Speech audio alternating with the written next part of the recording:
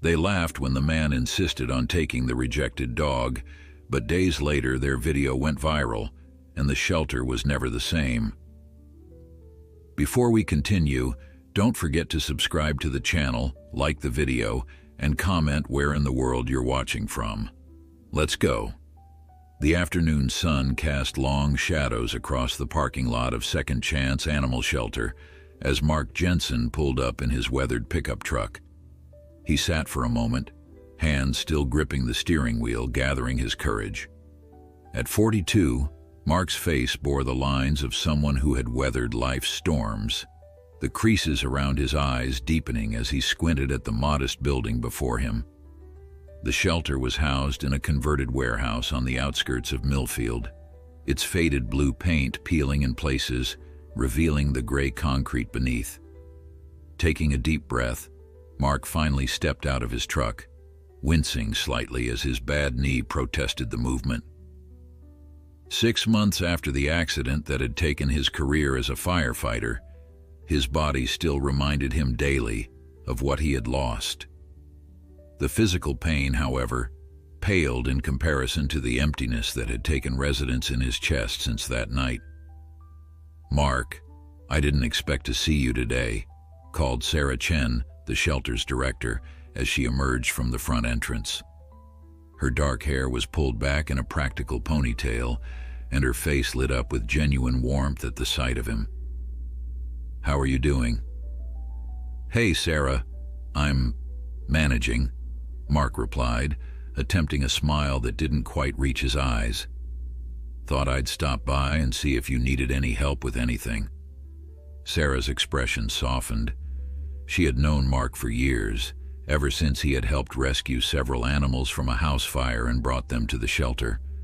Since his accident, he had become a regular volunteer, though she sensed his involvement was as much about filling the void in his life as it was about helping the animals. "Actually, your timing is perfect. We just got a new arrival yesterday who could use some socialization. Come on in," she said, gesturing toward the entrance. As they walked through the shelter, the familiar chorus of barks and meows surrounded them. Mark felt some of the tension in his shoulders ease. There was something comforting about the straightforward needs of these animals. They wanted food, shelter, and affection, things he could still provide despite his injured body. Sarah led him to the far end of the building, to an area that was quieter and somewhat separated from the main kennel space.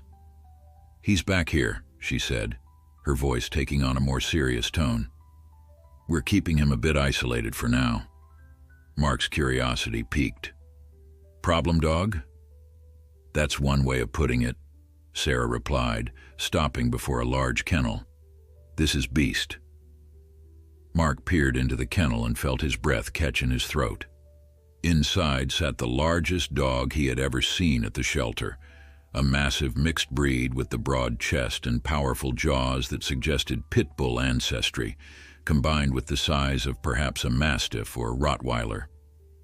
The dog's dark brindle coat was marred by several visible scars, and one ear was partially missing. But what struck Mark most were the animal's eyes, amber-colored and startlingly intelligent, watching him with an intensity that felt almost human. "He was rescued from a fighting ring that was busted about 30 miles from here," Sarah explained quietly. "Animal control brought him to us because all the other shelters in the area were full, and the officer who found him couldn't bear to see him euthanized immediately." Beast remained motionless, his gaze fixed on Mark, neither growling nor showing any sign of welcome, just watching, assessing. "How long has he been here?" Mark asked, unable to break eye contact with the dog. "Just over 24 hours. He's not shown any aggression toward staff, but he's completely shut down. Won't eat unless no one's watching. Won't respond to any attempts at interaction." Sarah sighed. "I'll be honest, Mark. His chances aren't good. Dogs with his background rarely get adopted, and we can only keep him so long before we have to make tough decisions." Something shifted in Mark's chest as he continued to look at Beast. In the dog's steady gaze, he recognized something, a wariness, a pain, a resignation that mirrored what he saw in his own eyes each morning in the mirror. "Can I go in?" he asked suddenly. Sarah's eyebrows shot up. "I don't think that's a good idea. We don't know enough about his triggers yet." "I'll be careful," Mark insisted. "Just give me 5 minutes with him." Sarah hesitated, concern evident in her expression. "Mark, I know you have experience with difficult dogs, but this one, his background makes him unpredictable. We don't even know if he's ever had positive human contact." "All the more reason to start now," Mark argued gently. 5 minutes, Sarah. I'll sit at the far end, won't make any sudden moves." After another moment of consideration, Sarah reluctantly nodded. 5 minutes. I'll be right here watching.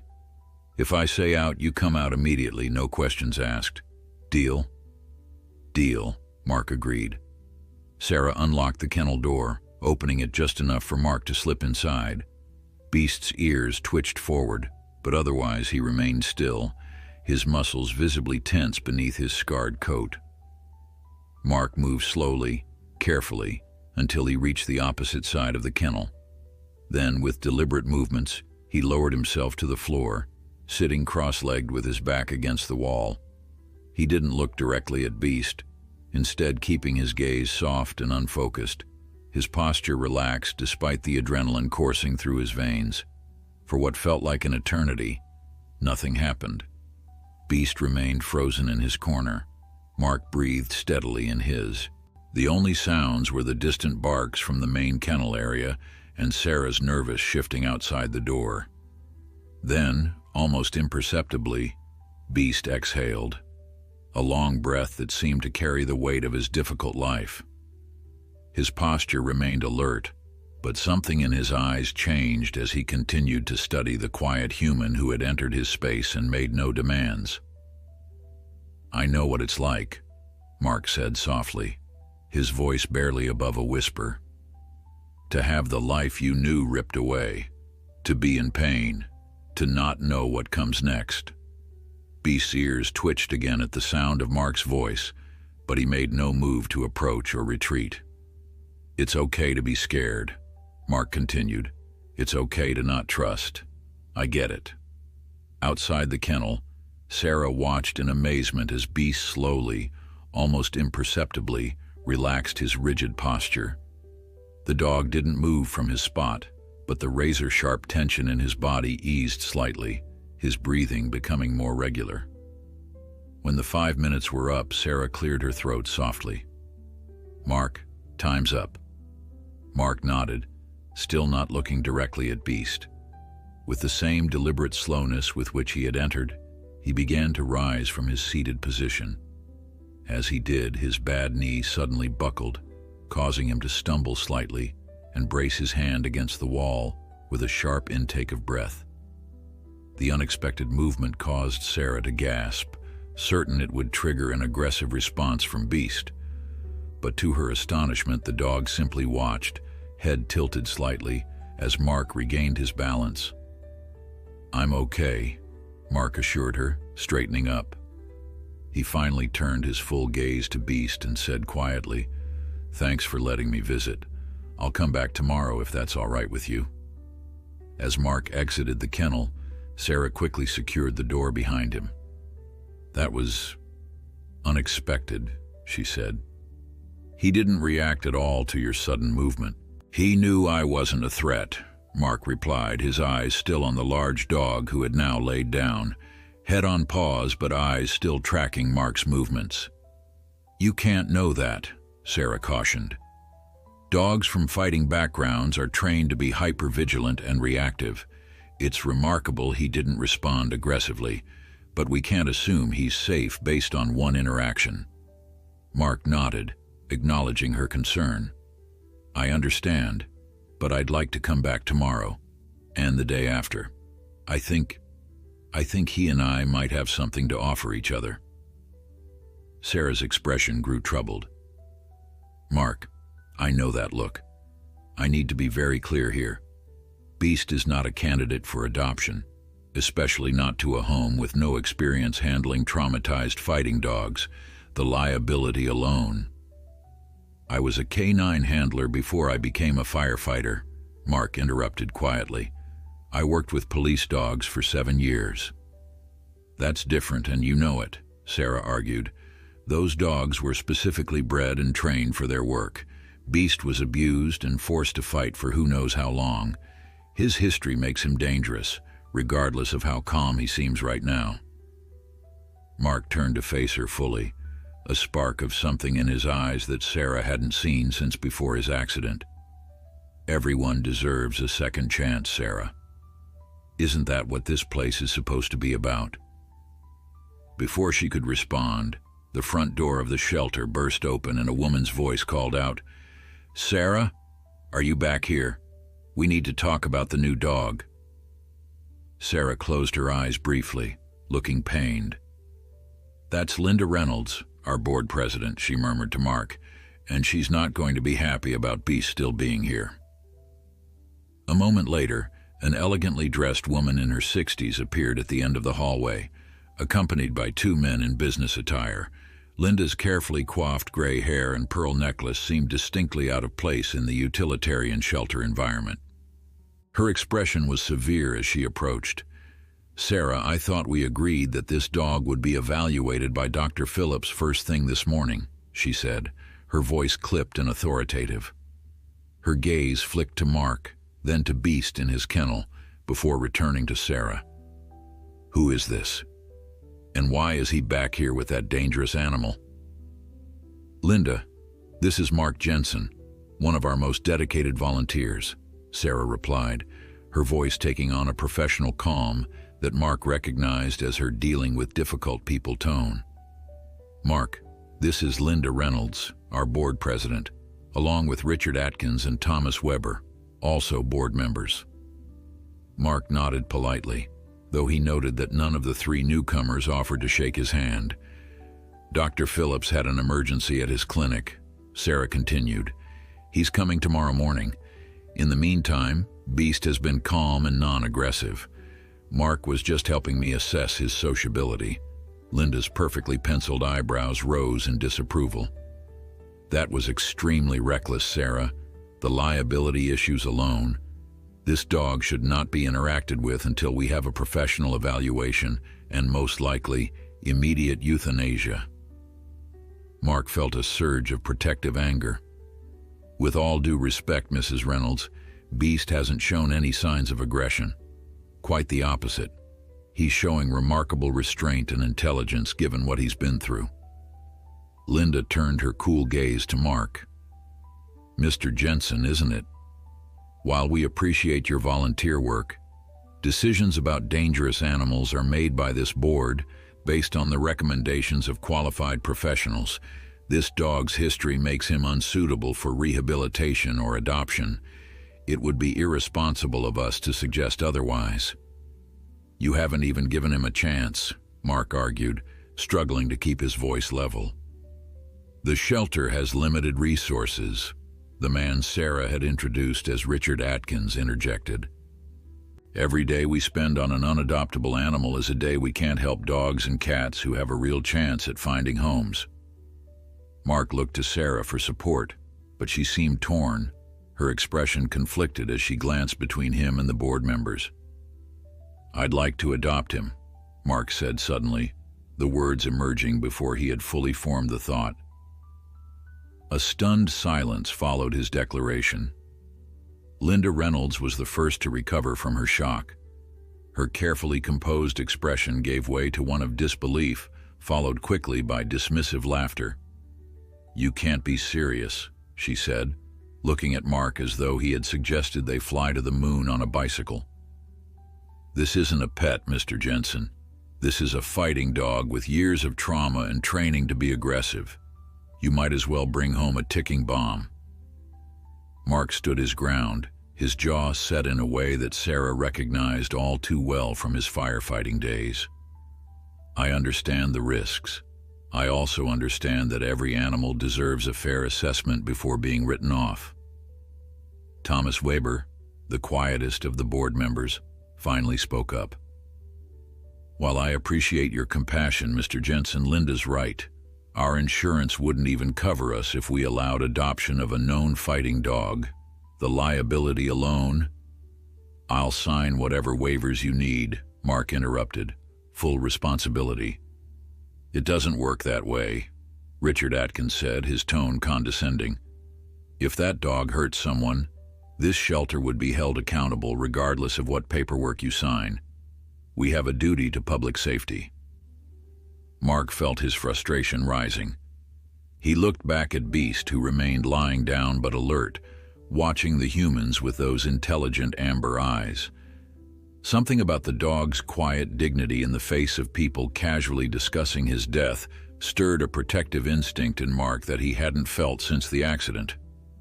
"1 week," he said suddenly, turning back to face the board members. "Give me 1 week with him. Let me work with him every day here at the shelter under supervision. If he shows any signs of aggression, any at all, I'll step back and accept your decision." Linda opened her mouth to refuse, but Sarah spoke first. "That's actually not a bad idea," she said thoughtfully.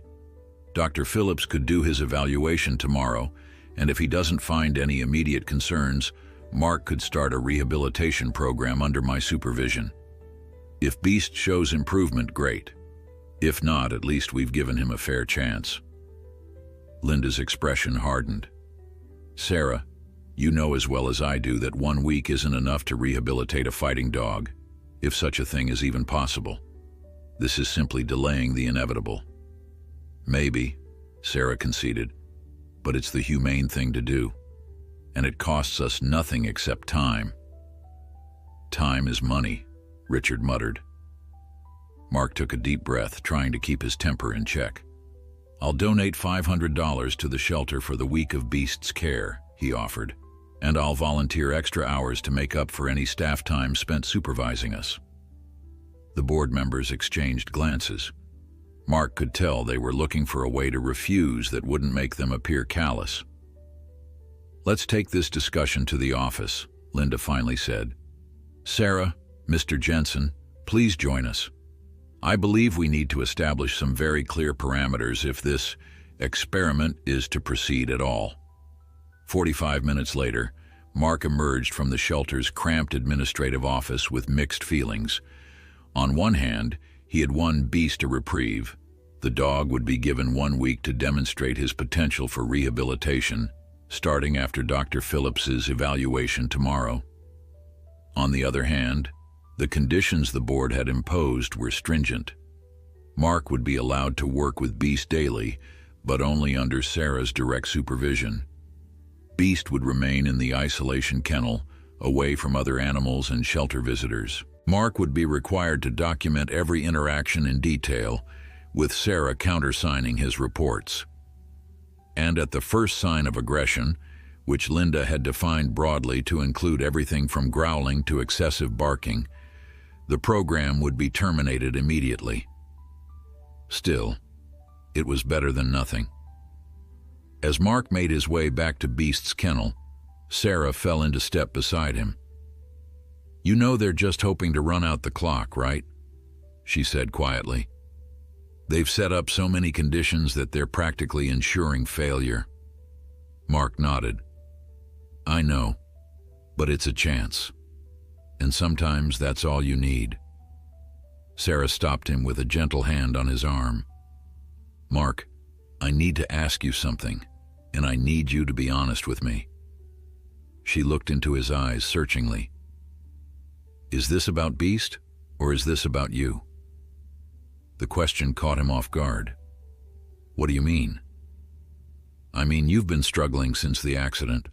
I know you've lost your sense of purpose, and now you've fixated on saving this one dog, against all odds." Her voice was gentle but direct. "I'm concerned you're looking for redemption in a situation that might not be salvageable." Mark felt a flicker of irritation, but it quickly subsided. Sarah wasn't wrong to question his motives. After all, until today, he'd shown no particular interest in animal rehabilitation. "Maybe it is a bit of both," he admitted. "But does that make my effort any less worthwhile? Beast still deserves a chance, regardless of my reasons for wanting to help him." Sarah studied him for a moment longer, then nodded. Fair enough. Just be prepared for this not to work out the way you hope, for both your sakes. They continued to Beast's kennel in silence. The large dog was now sitting up, his attention immediately focusing on Mark as he approached. I'll be back tomorrow morning, big guy, Mark said softly through the kennel bars. We've got 1 week to prove them wrong. Think we can do it? Beast tilted his head slightly as if considering the question.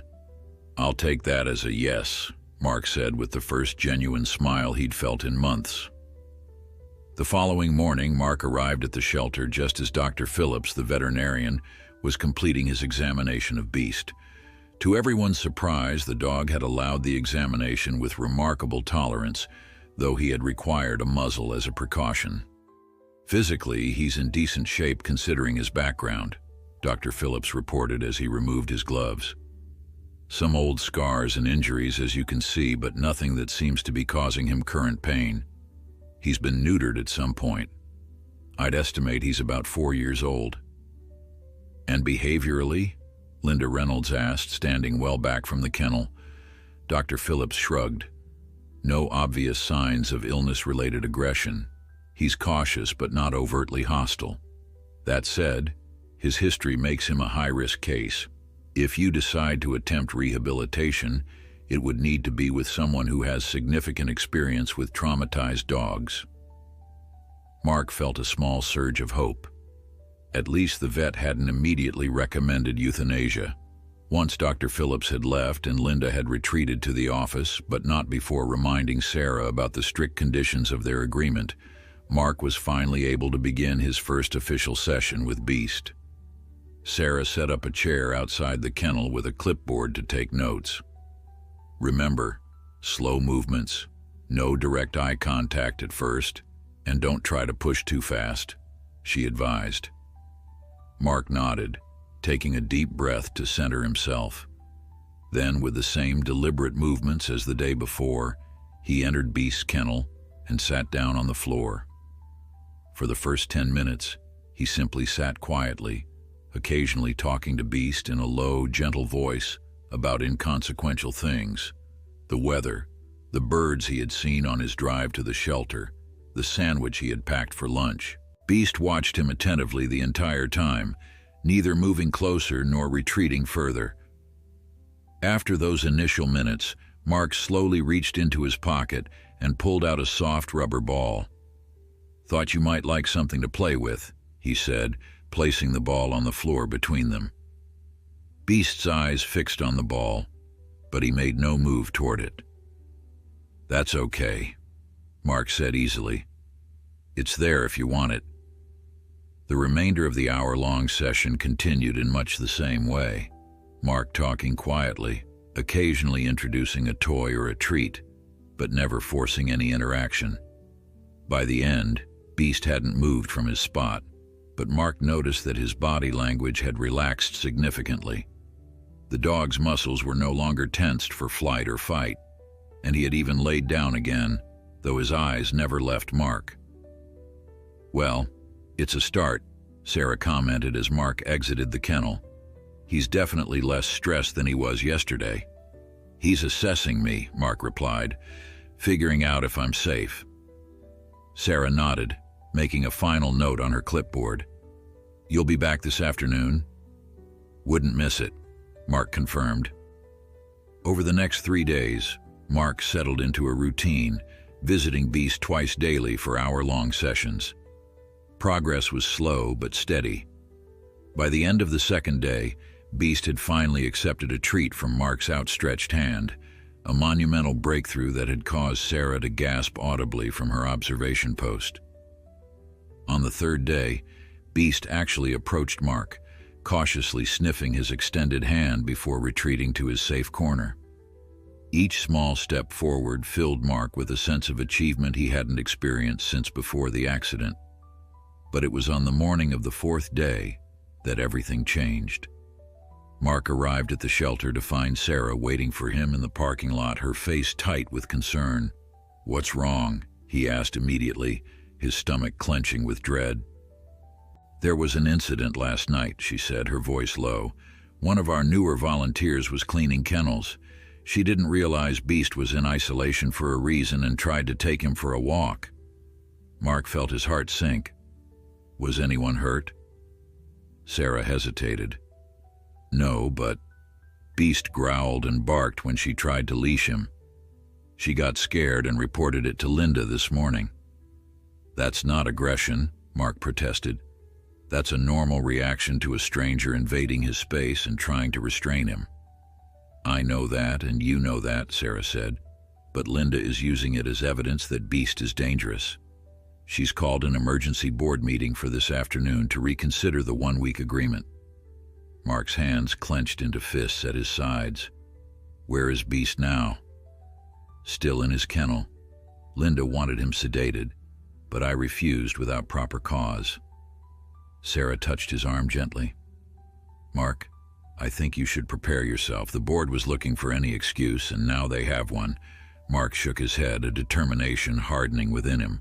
"No, I'm not giving up on him that easily. Let me see him."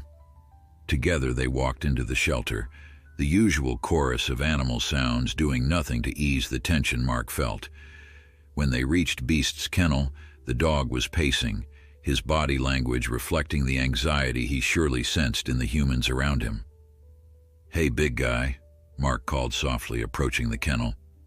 Beast immediately stopped pacing, his attention locking onto Mark, and for the first time since they had met, the dog's tail gave a single, tentative wag. "Look at that," Sarah murmured, her eyes widening. "Let me in," Mark said, his voice firm with resolve. Sarah hesitated.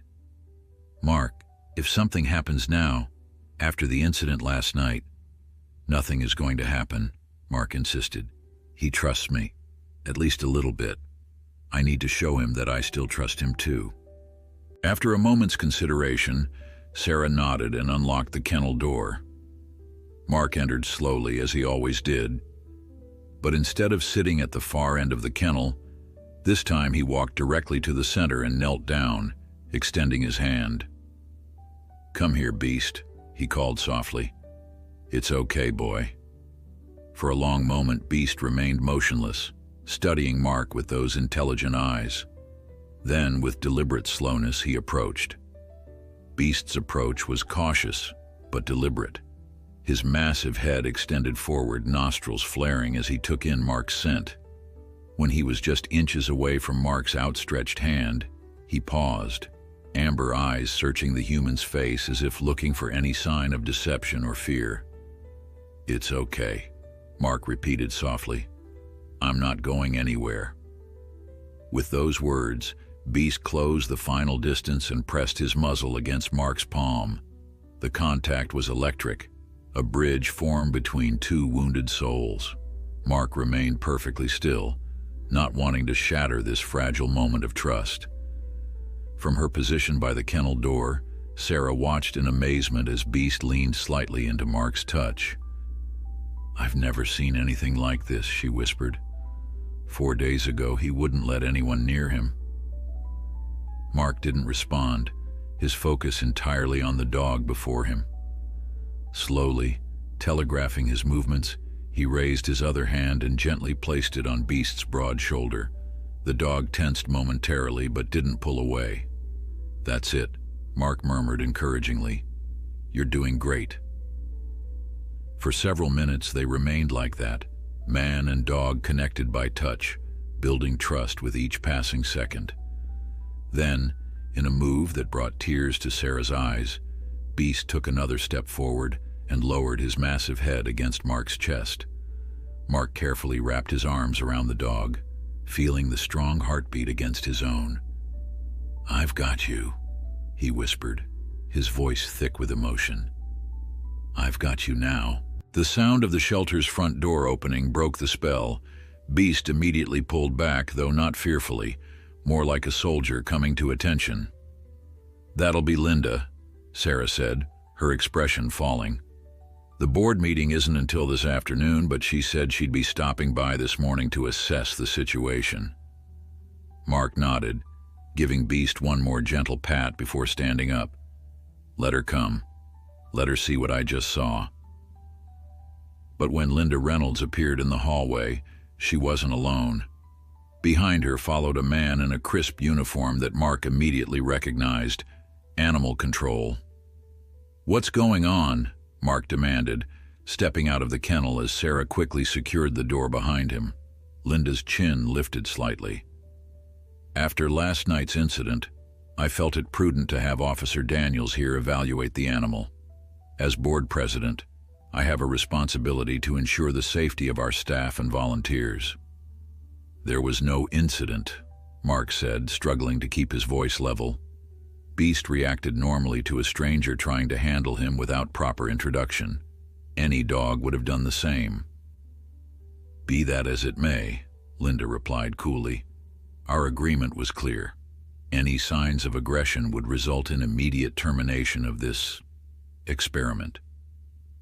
Officer Daniels, a middle-aged man with a weathered face and tired eyes, stepped forward. "Mrs. Reynolds called us about a fighting dog showing aggression," he said, his tone professional but not unkind. "I'm here to make an official assessment." Sarah moved to stand beside Mark. "Officer Daniels, I'm the shelter director. The dog in question has shown remarkable progress in just a few days. What Mrs. Reynolds is calling an incident was a simple case of a volunteer not following protocol with a traumatized animal." Linda's lips thinned. "The protocol exists because the dog is dangerous, which only proves my point." "He's not dangerous," Mark insisted. "He's scared and confused. He's been through hell and he's still learning to trust." Officer Daniels studied Mark thoughtfully. "You're working with the dog?" "Yes, and he's responding. You just missed a breakthrough moment. He approached me voluntarily and made physical contact." The officer glanced at Beast, who was now standing alert in his kennel, watching the proceedings with evident wariness but no signs of aggression. "I'd like to see your interaction with him," Daniels decided, ignoring Linda's look of displeasure. Mark nodded, relieved to have someone who seemed willing to actually observe Beast rather than condemn him based on assumptions. "Sarah, can you let me back in?" As Sarah moved to unlock the kennel, Linda protested, "This is highly irregular. The board has not authorized—" "Ma'am," Officer Daniels interrupted politely but firmly, "I need to make an informed assessment. If Mr." He glanced at Mark questioningly. "Jensen. Mark Jensen. If Mr. Jensen has established a rapport with the dog, I need to see that interaction to make a fair evaluation." Linda fell silent, though her disapproval radiated from every pore. Once again, Mark entered Beast's kennel, this time fully aware of the critical eyes upon them both. Beast seemed to sense the tension, his posture more guarded than it had been minutes before. "Hey, buddy," Mark said softly, kneeling in the center of the kennel as he had done earlier. "It's still just me. These folks are just here to see what a good boy you are." Beast's ears perked forward at the sound of Mark's voice, but he remained where he was, his gaze flicking between Mark and the strangers outside his kennel. "Take your time," Mark encouraged, extending his hand palm up, not reaching toward the dog but offering an invitation. For a long, tense moment, Beast hesitated. Mark could almost see the conflict within the dog, the desire to trust warring with the hard-earned lessons of his past. Then, with deliberate dignity, Beast approached Mark once more, this time without stopping until he was close enough for Mark to touch him. "Good boy," Mark murmured, gently stroking the dog's scarred head. "That's a good, brave boy." Outside the kennel, Officer Daniels watched with professional interest. "How long have you been working with him?" he asked. "Just 4 days," Sarah answered for Mark, unable to keep the pride from her voice. Beast was completely shut down when he arrived. "What you're seeing now is nothing short of miraculous." Linda made a dismissive sound. 4 days of superficial calm doesn't erase years of violent training. That dog was bred and raised to fight. It's in his nature.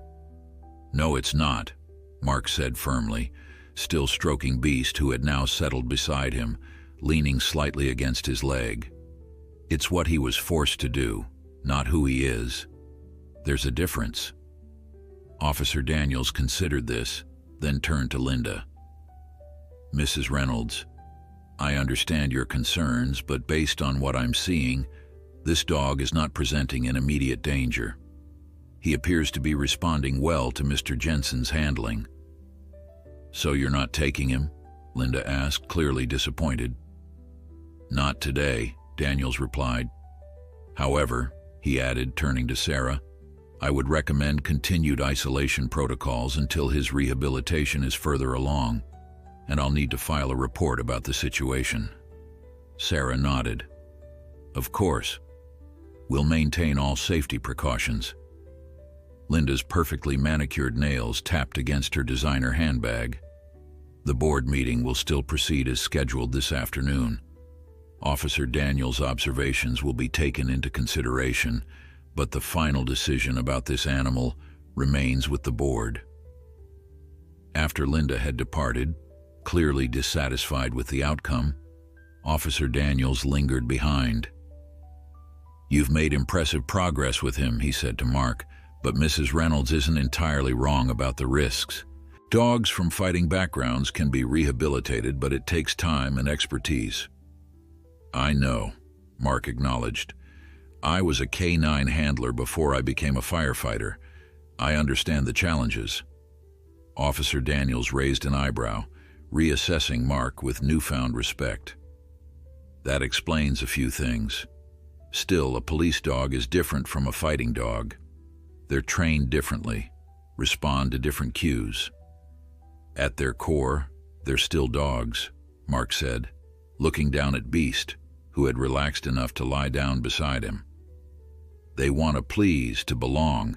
They just need to know who to trust and what's expected of them. The officer nodded thoughtfully. Well, good luck with the board meeting. For what it's worth, I'll note in my report that the dog appears to be responding positively to rehabilitation efforts. After Daniels left, Sarah joined Mark in the kennel, kneeling down to Beast's level for the first time. The dog watched her warily but made no move to retreat. You know Linda is going to pull out all the stops at the meeting, she said quietly. She doesn't like being contradicted, especially not by a mere volunteer. Mark nodded grimly. I know, but Beast showed them all something important today. He proved he can overcome his past. I hope it's enough, Sarah replied, her gaze fixed on the scarred fighter who now lay peacefully beside the man who believed in him. The board meeting was scheduled for 3 o'clock that afternoon in the shelter's small conference room. Mark spent the intervening hours with Beast, working quietly on basic trust exercises and simply being present with the dog. By lunchtime, Beast was taking treats gently from his hand and had even played tentatively with the rubber ball Mark had brought days earlier. Each small victory strengthened Mark's resolve to fight for Beast's future. For the first time since the accident that had ended his firefighting career, he felt a sense of purpose, a reason to push through his own pain and limitations. At precisely 2:55 p.m., Sarah appeared at Beast's kennel. It's time, she said, her expression tight with anxiety. Linda has arranged for all 7 board members to be present. This is unusual for a midweek meeting. Mark stood, giving Beast a reassuring pat. She's stacking the deck. Exactly, Sarah confirmed. Most of these board members have never even set foot in the shelter. They're Linda's country club friends who like the prestige of being on a non-profit board, but have little interest in the actual work. Then we'll just have to make them care, Mark said with determination. Is there any way Beast can be present for this? Let them see him, not just hear about him. Sarah considered the request. It's unorthodox, but it might be our best chance. The conference room has a large window facing the exercise yard. If we bring Beast out there during the meeting, they could see him without feeling threatened, Mark finished. It's worth a try. Together, They carefully leashed Beast, who accepted the restraint with surprising calm, and led him through the back exit toward the shelter's fenced exercise yard. Mark could feel the dog's tension in the taut leash, but Beast followed willingly, staying close to Mark's side. As they stepped into the sunlight, Beast blinked and hesitated. Mark realized with a pang that this might be the first time in a very long time that the dog had been outdoors in a non-threatening situation. "It's okay, buddy," he encouraged softly. "Just a little fresh air while we convince some people you deserve a chance." The exercise yard was a modest space with artificial turf and a few simple agility obstacles. As they waited for the meeting to begin, Mark noticed how Beast lifted his nose to the breeze, taking in the myriad scents with evident interest. Through the large window, Mark could see the board members assembling in the conference room. Linda sat at the head of the table, her posture rigid and her expression determined. Sarah entered the room, acknowledging Mark with a subtle nod before taking her seat. As the meeting began, Mark knelt beside Beast, speaking quietly into his ear. "All right, big guy, it's showtime. Let's show them who you really are."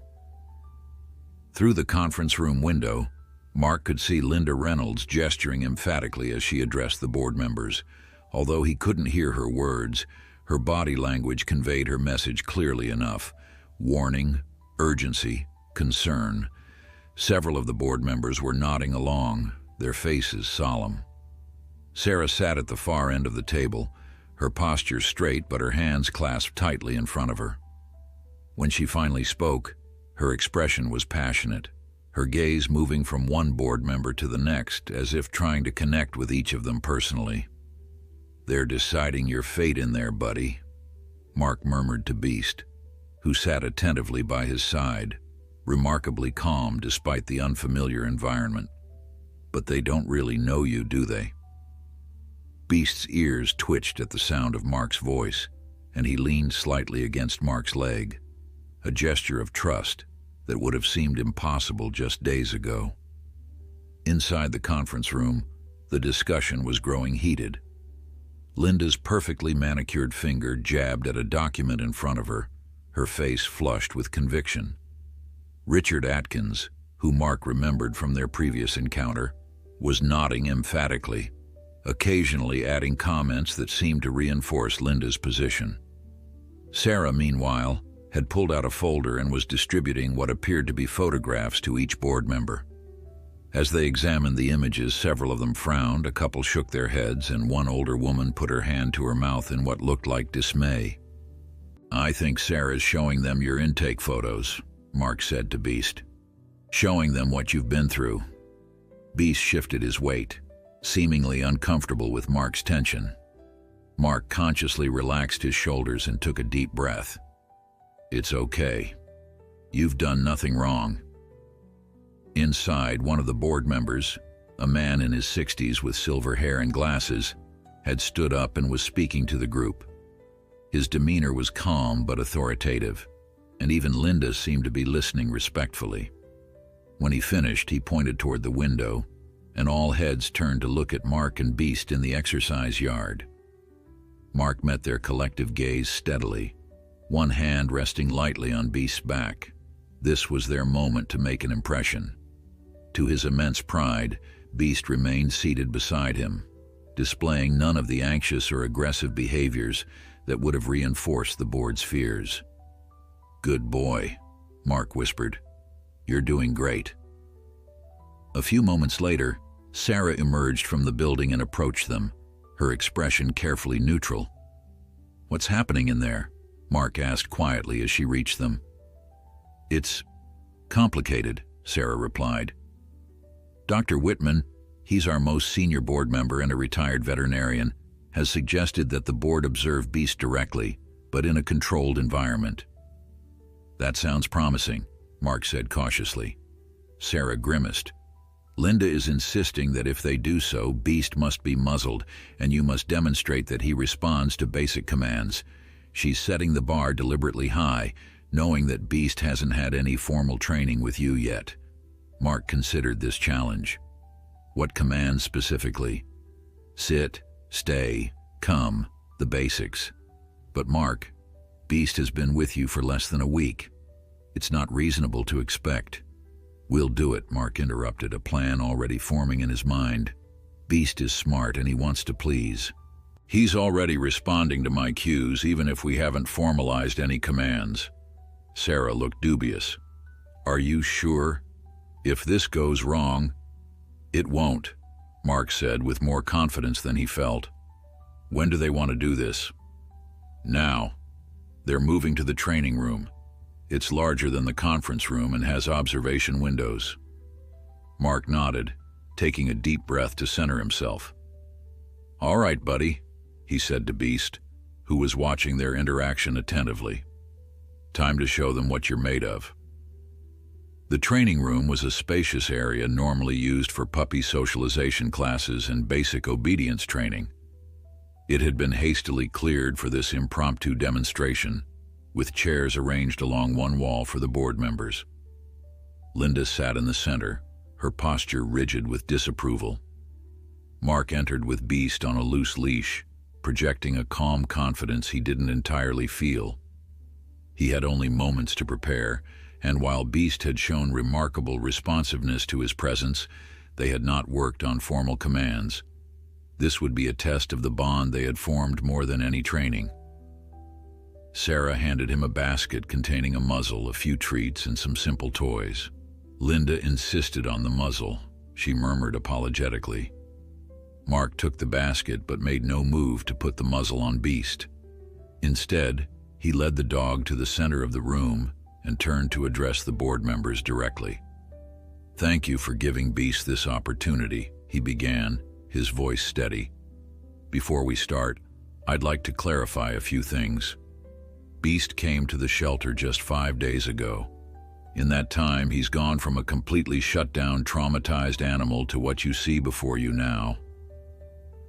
Beast sat calmly beside him, his alert gaze moving between Mark and the row of strangers watching them.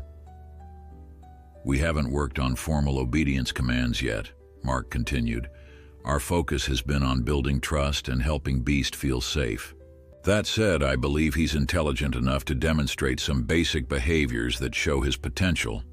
Linda's lips thinned.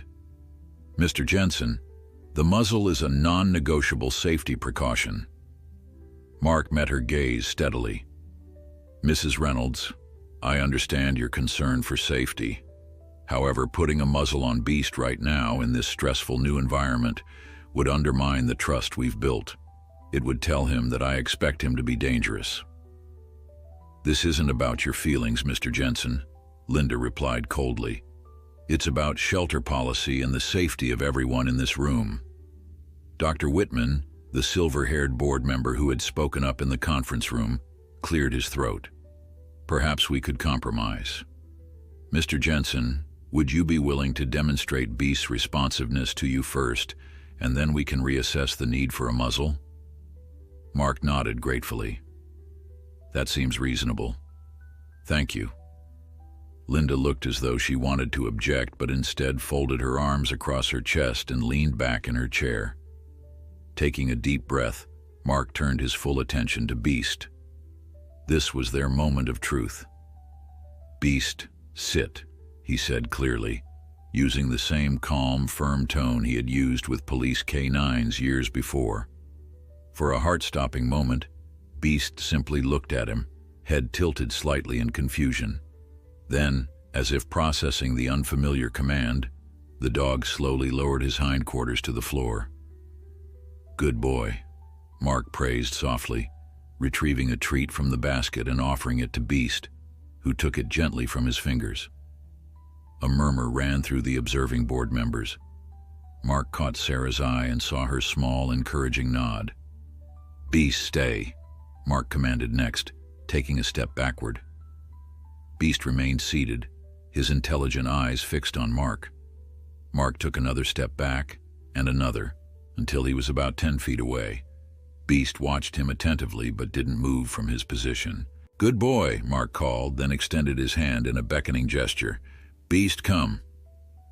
Without hesitation, Beast rose and walked directly to Mark, his movement deliberate and controlled. When he reached Mark's side, he sat again without being asked. The simple sequence of commands wasn't particularly impressive in the world of dog training, but given Beast's background and the short time they'd been working together, it was nothing short of remarkable. Mark felt a surge of pride as he knelt to ruffle the dog's ears. "As you can see," Mark said, addressing the board again, "Beast is responsive and eager to please. He's not showing any signs of anxiety or aggression, despite being in a new environment surrounded by strangers." Dr. Whitman nodded thoughtfully. "Impressive, especially considering his history. Mrs. Chen," he turned to Sarah, "what's your professional assessment of this dog's rehabilitation potential?" Sarah stepped forward. "In my 15 years of shelter work, I've never seen a dog with Beast's background make such rapid progress. It speaks to both his inherent temperament and Mr. Jensen's skill in working with him. While Beast will need continued structured rehabilitation, I believe he has excellent potential for success." Linda's expression remained skeptical. Dr. Phillips's report clearly states that dogs from fighting backgrounds have a high risk of reverting to aggressive behaviors, especially in stressful situations. "That's true of any traumatized animal," Dr. Whitman countered. "The question isn't whether Beast has trauma. Clearly he does, but whether he can overcome it with proper support." "And what happens if he can't?" Linda challenged. "What happens when he attacks someone? The liability to this shelter would be enormous." "That's why I want to adopt him," Mark interjected. "I'm willing to take full responsibility for Beast's continued rehabilitation. I have the experience, the time, and the commitment to give him the second chance he deserves." A thoughtful silence fell over the room. Even Linda seemed momentarily at a loss for arguments. Finally, Thomas Weber, who had been quietly observing the entire demonstration, spoke up. "Perhaps we should consider a conditional adoption. Mr. Jensen would take ownership of Beast, but with specific requirements, continued professional training, regular check-ins with a behaviorist, liability insurance, that sort of thing." Mark nodded eagerly. "I'd agree to all of that." Dr. Whitman looked around at his fellow board members. "That seems like a reasonable compromise. It gives Beast the chance he deserves while addressing the shelter's concerns about liability." Linda's mouth pressed into a thin line. "I still believe this is a mistake. This dog was bred and trained for violence. You can't simply love that away, no matter how much you might want to." "With all due respect, Mrs. Reynolds," Mark said quietly, "Beast wasn't born violent. He was made that way by humans who abused his natural loyalty and desire to please. If humans broke him, then humans, the right humans, can help him heal." As if to punctuate Mark's words, Beast gently pressed against his leg, looking up at him with those intelligent amber eyes that had seen too much suffering. Dr. Whitman stood up. "I move that we vote on Mr. Weber's proposal for a conditional adoption." 4 hands immediately raised in favor, including Dr. Whitman's and Thomas Weber's. After a moment's hesitation, 2 more board members raised their hands, leaving only Linda and Richard Atkins opposed. "The motion passes," Dr. Whitman announced. "Mr. Jensen, congratulations. It seems you've just adopted a dog." The drive home from the shelter was tense but hopeful. Mark had spent the remainder of the afternoon completing paperwork, receiving instructions from Sarah and signing agreements that outlined the conditions of Beast's conditional adoption.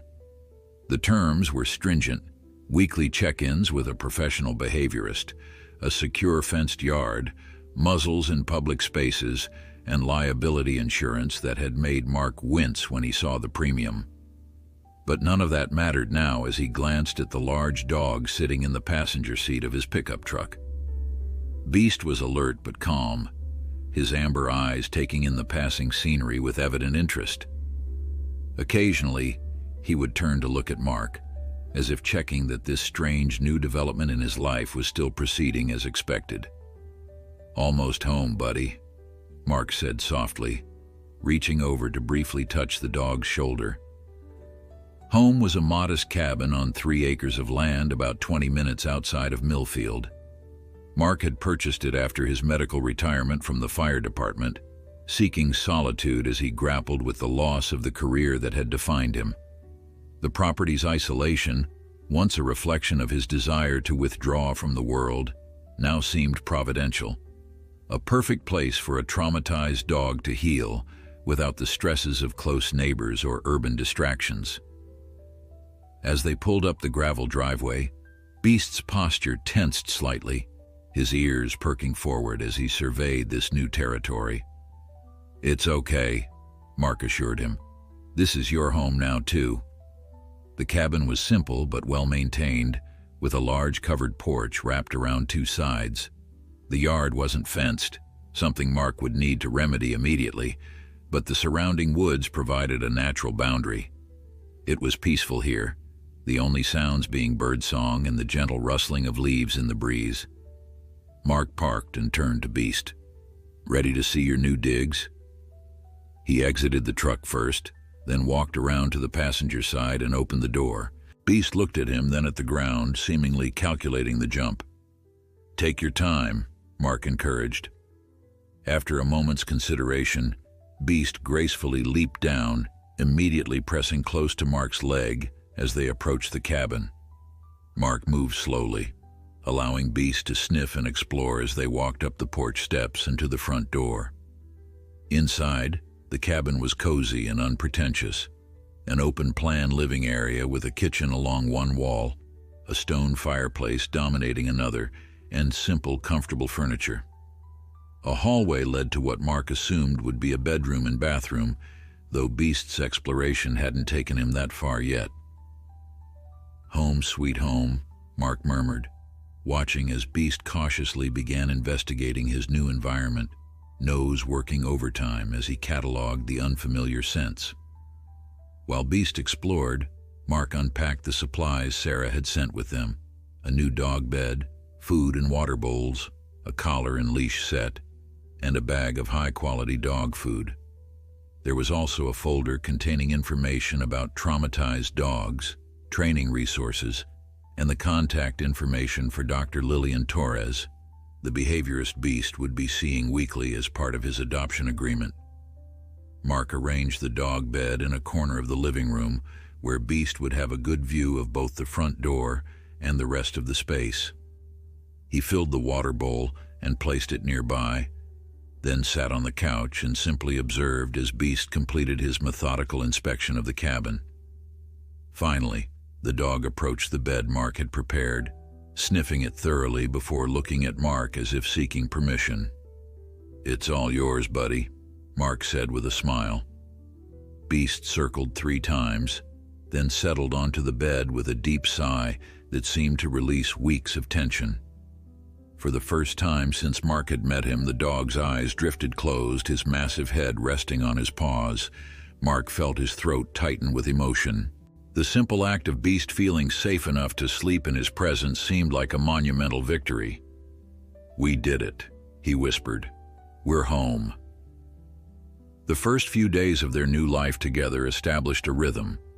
Mark discovered that Beast was most active in the early morning and early evening, so they adjusted their schedule accordingly. They would wake at dawn for a walk around the property, Beast on a long lead until the fence was installed, followed by breakfast and some simple training exercises.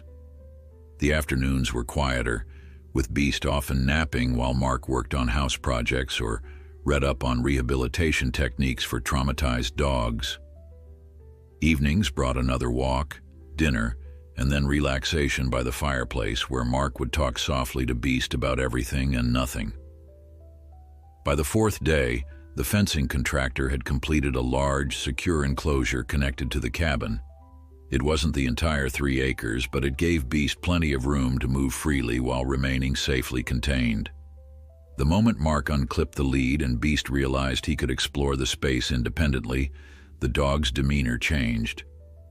He moved with more confidence, his powerful body displaying a grace that had been hidden by the confines of the shelter kennel and the constant presence of the leash. "Look at you," Mark said admiringly as Beast trotted the perimeter, inspecting his domain. "You're magnificent when you can just be a dog." Their first appointment with Dr. Torres was scheduled for the following day. Mark had been warned by Sarah that it might be stressful for Beast to return to an unfamiliar location so soon after leaving the shelter, but the weekly check-ins were non-negotiable under the terms of the adoption. Mark spent extra time that evening working with Beast on basic commands, reinforcing the bond they were building. The dog was a quick study, already reliably responding to sit, stay, come, and down. More importantly, he was showing increasing signs of trust, seeking out Mark's company, making eye contact more frequently, and even on occasion, playfully nudging Mark's hand for attention. "You're going to ace this evaluation tomorrow," Mark told him as they sat together on the porch watching the sunset paint the sky in brilliant oranges and purples. "Just be your amazing self, and Dr. Torres will see what I see in you." Beast looked at him with those intelligent eyes that seemed to understand far more than a dog should, then rested his massive head on Mark's knee. The simple gesture of trust nearly undid Mark. He gently stroked the dog's scarred head, marveling at how this creature, who had every reason to fear and distrust humans, could still find the courage to connect. The following morning, they arrived at Dr. Torres's training facility 15 minutes early. Mark had deliberately chosen a time when the facility would be quiet, with no other clients scheduled. Beast sat calmly in the passenger seat, though Mark could sense his increased alertness, his body slightly more tense than it had been at home. "It's going to be fine," Mark assured him, scratching behind the dog's ears. "Dr. Torres is going to help us, not hurt us." The facility was impressive, a modern building set on several acres of training grounds with various obstacle courses and equipment visible from the parking area. As they approached the entrance, Beast stayed close to Mark's side, his gait steady but cautious. Dr. Lillian Torres met them at the door. She was a woman in her 50s with salt and pepper hair pulled back in a practical ponytail and kind eyes that crinkled at the corners when she smiled. She wore cargo pants and a polo shirt with her facility's logo and carried a treat pouch at her waist, clearly a professional who spent more time working with dogs than sitting behind a desk. "You must be Mark and Beast," she said warmly, keeping her posture relaxed and making no move to approach or touch Beast. "I'm Lillian. Thank you for coming in today." "Thanks for seeing us," Mark replied, appreciating her calm demeanor. "Beast is a bit nervous about new places, but he's doing great so far." Dr. Torres nodded, her gaze assessing but kind as she observed Beast. "He's carrying himself well. Good muscle tone, alert but not hypervigilant. You've clearly been doing good work together already." She led them into a large, open training room with rubber matting on the floor and various pieces of equipment pushed against the walls. The space was bright but not overly so, with large windows providing natural light. "We'll keep today's session fairly low-key," Dr. Torres explained as she took a seat on a sturdy wooden chair, gesturing for Mark to sit on another nearby. "I mainly want to observe your interaction with Beast and establish a baseline for his behavior and responsiveness." For the next hour, Dr. Torres guided Mark through a series of exercises with Beast, some basic obedience, some designed to test the dog's reactions to various stimuli and others that evaluated his bond with Mark. Throughout the session, she took notes on a tablet, but otherwise maintained a calm, unobtrusive presence. Beast performed admirably, responding to Mark's commands with increasing confidence as the session progressed. When Dr. Torres introduced a sudden noise, dropping a metal bowl from a shelf, Beast startled, but then looked to Mark for guidance rather than reacting defensively. "That's exactly what we want to see," Dr. Torres commented, making another note. He's using you as his anchor, his safe place. That's remarkable progress for a dog with his history, especially in such a short time. The evaluation concluded with Dr. Torres observing Beast's behavior during a brief period of free movement around the training room. The dog explored calmly, occasionally returning to Mark as if checking in before continuing his investigation. "Well, I have to say I'm impressed," Dr. Torres said as they prepared to leave. "Based on the reports I received from the shelter, I was expecting a much more challenging case. Beast certainly has trauma, and we'll need to work through that systematically, but his fundamental temperament appears to be remarkably stable." Mark felt a surge of pride. "He's amazing. Every day he shows me something new about his capacity to adapt and trust." Dr. Torres smiled. "That's the magic of dogs, isn't it?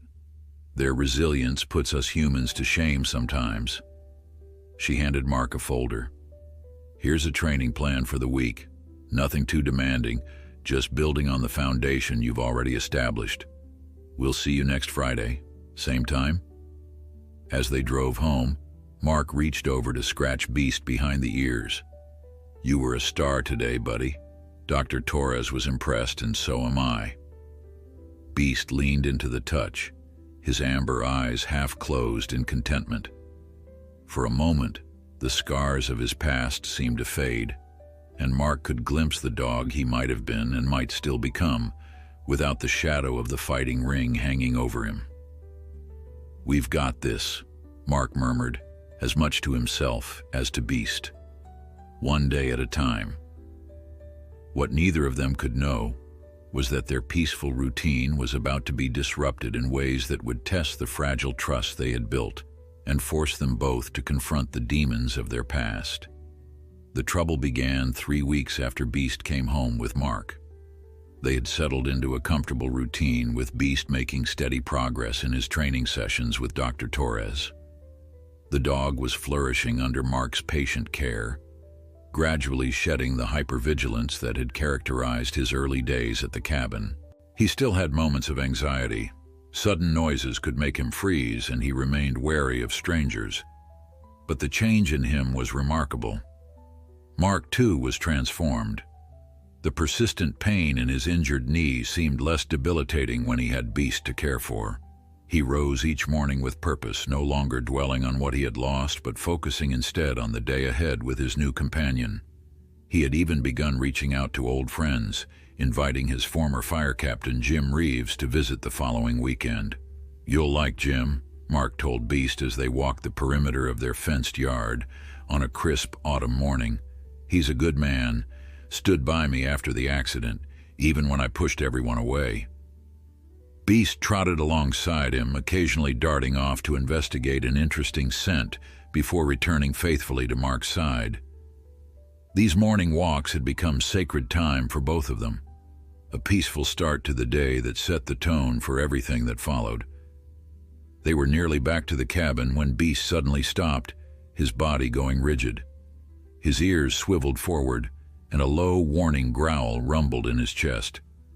Mark immediately went on alert. "What is it, boy?" Beast's gaze was fixed on the tree line at the far edge of the property, beyond the fence. Mark squinted, trying to see what had caught the dog's attention. At first, he saw nothing but the shadowed woods. Then, a movement. Someone walking along the public trail that ran parallel to Mark's property, about 50 yards from the fence line. "It's okay," Mark said soothingly. "Just a hiker on the trail." But Beast wasn't convinced. His growl deepened, and the fur along his spine stood on end. Mark had never seen him react this way before, not even to strangers at Dr. Torres's facility. "Easy, Beast. Let's go inside." Mark gently tugged on Beast's lead, but the dog remained rooted in place, his attention unwavering from the distant figure. Mark looked again and realized the person had stopped walking and appeared to be looking in their direction. "Come on, buddy. Inside now." Mark's tone became firmer, a command rather than a suggestion. This time, Beast responded, reluctantly turning to follow Mark toward the cabin, but he continued to look back over his shoulder, his body tense and alert. Once inside, Beast paced restlessly by the windows, his demeanor unsettled in a way Mark hadn't seen since the early days. Mark tried to distract him with breakfast and some indoor training exercises, but Beast remained preoccupied, his attention repeatedly drawn back to the windows facing the trail. "What's got you so worked up?" Mark wondered aloud, peering out but seeing nothing unusual. By midday, Beast had finally settled down, though he still seemed more vigilant than normal. Mark decided they would skip their usual afternoon walk around the property and instead work on some indoor training. As he was preparing lunch, his phone rang. Sarah from the shelter. "Hey Sarah, everything okay?" "That's what I was going to ask you," she replied, her voice tense. "We just had a strange visit from a man asking questions about Beast." Mark frowned, his gaze automatically going to Beast, who had perked up at the sound of Sarah's voice on the speaker. "What kind of questions?" "He wanted to know if we'd recently taken in a large brindle pit mix with a torn ear. When I asked why he wanted to know, he claimed to be from another shelter looking for a dog that had been stolen from them." Mark's stomach tightened. "Did you tell him about Beast?" "Of course not. Something felt off about him. He didn't have any identification, and when I asked which shelter he represented, he got vague. I told him we hadn't received any dogs matching that description and suggested he leave his contact information in case one came in. He declined and left." Mark's mind raced back to Beast's unusual reaction that morning. What did this guy look like? Mid-30s, about 6 feet tall, dark hair, wearing a Carhartt jacket and jeans. Nothing particularly distinctive except... Sarah hesitated. "Except what?" "He had a scar across his right cheek. And Mark, there was something about him that made my skin crawl, the way he looked at our dogs. It wasn't the way someone looks at animals they care about." Mark's blood ran cold. He glanced at Beast again, who was now standing at full attention, clearly sensing Mark's sudden tension. "Sarah, I think this guy might have been on the trail behind my property this morning." Beast spotted someone and had a strong reaction. Very defensive, not like him at all. "You think he's looking for Beast specifically, but why? The fighting ring was busted, those dogs were legally confiscated." "I don't know," Mark admitted, "but I'm going to call Officer Daniels from Animal Control and see if he has any insights. Can you send me the shelter's security footage of this guy?" "Already on it," Sarah assured him. "And Mark, be careful, okay? If this person is connected to the fighting ring, he could be dangerous." After ending the call with Sarah, Mark immediately phoned Officer Daniels, who remembered Beast well. The animal control officer listened gravely to Mark's concerns. "The bus that rescued Beast was part of a larger operation," Daniels explained.